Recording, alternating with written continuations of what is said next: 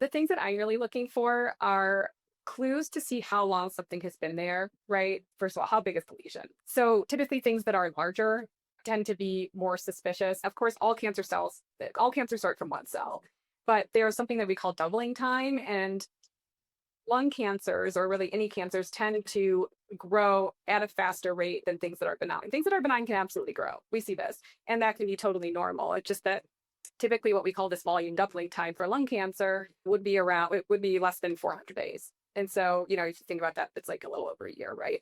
So things like that, is this lesion or nodule growing? And what do the margins look like? Is this something that's really well circumscribed that has smooth borders, or are the borders kind of jagged, meaning maybe it's invading the adjacent lung, or is it actually going into an adjacent structure? Is it causing an obstruction? Like, is it blocking your airway, or is it blocking a blood vessel? Those sorts of things. Signs of something that is more aggressive, right? Then that kind of raises some alarm bells. If I see that this lesion is causing, it's tugging at different parts of the lung. We call this architectural distortion. And that tells me a couple things. One, that this is something that's kind of more aggressive, but also that's probably been there for a while, right? This is not something that popped up yesterday. And that's why I also say clinical history is really important, because if I know somebody has had a cough for 10 months, this is probably not going to be pneumonia. I always try to give things a chance not to be cancer. Because here's the thing, if I say follow this up in 4 weeks, right, you really don't know. You're like, this could be pneumonia. And so you don't want to scare everyone and say can't exclude neoplasm, because then everybody's just sitting there for 4 weeks worried that this is actually cancer.